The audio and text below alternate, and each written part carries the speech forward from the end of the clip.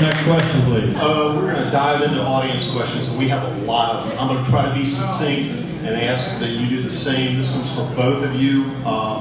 Congressman Hurt first, even though you're not on the Supreme Court, would you explain your position on abortion?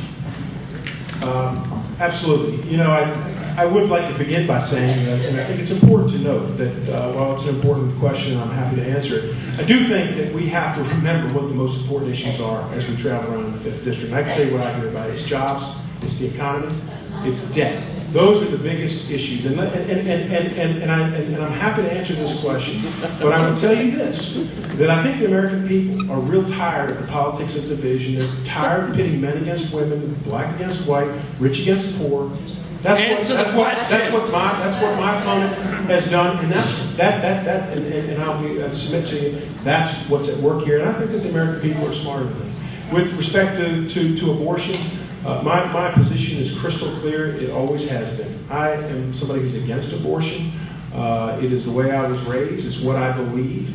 And I can tell you that if you believe that life begins at conception, as do I, then you can fully understand why I think that it is the government's responsibility to protect innocent life. The Roe versus Wade is what it is.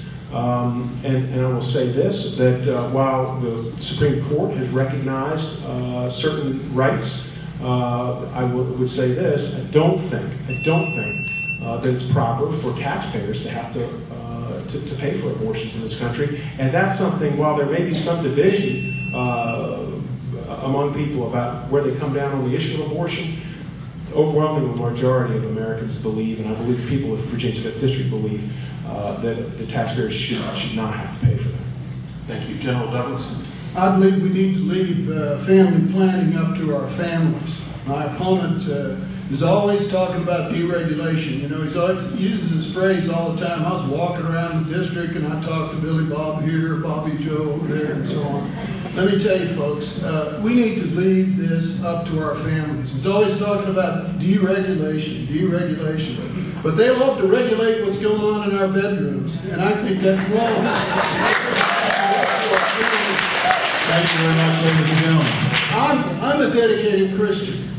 I'm looking out here, and there are members of my church here. One of our former priests is here, and they know about my faith. And I deeply respect other people's religious views on this. But this is no place for any given religion to insert itself into our governmental policies. We need to keep our government out of our bedrooms. No means no.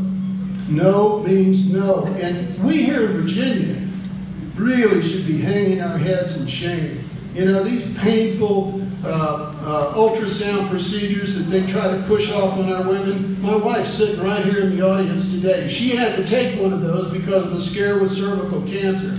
And let me tell you, folks, it's not a pleasant thing. And for them to use that as a cheap political trick to try to walk back Roe versus Wade is disgusting.